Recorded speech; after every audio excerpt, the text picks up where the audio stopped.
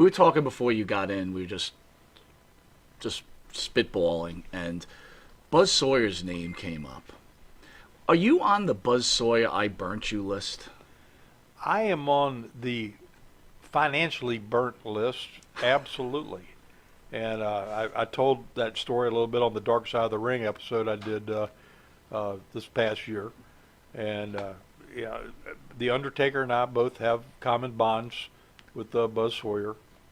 And but in retrospect, you take a guy like me who had never had a wrestling lesson one, traveled from my home of Virginia 3,000 miles away to run Buzz down in Portland, Oregon. Oh. Yeah. Worked out in the ring one time with Buzz and Princess Victoria for about 2 hours. And started wrestling the next night live on television for a promoter, Don Owens, who was told that I had been working in the business for 6 months for Bill Watts by Buzz Sawyer. And I suddenly found myself in the game, working full time, learning on the job experience, not being able to let anyone know that I didn't know what I was doing, and having to learn it all live.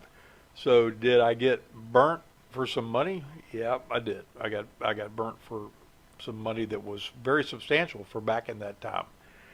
But the fact of the matter is, had all the circumstances not played out the way they did, the story probably wouldn't come out the same way. But you got the end result, so you're like, it's over.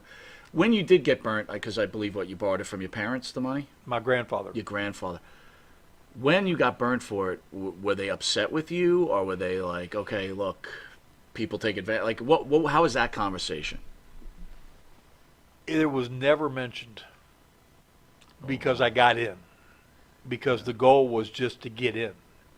They never knew all the circumstance that it was a burn, for the simple fact that I was in the game, and we had had it portrayed to us that a wrestling license to get in the business with this clandestine world of wrestling was a huge expense, when in reality that wasn't the truth. But in their minds, because they weren't smartened up to the way the business worked, no one knew all that story until way down the road.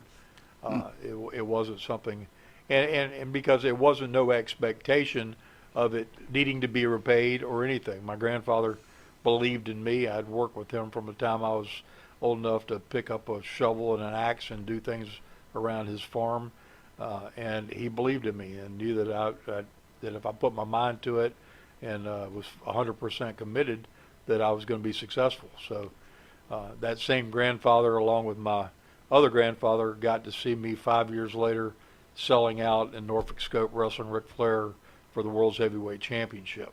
So there was no bad investment in his mind.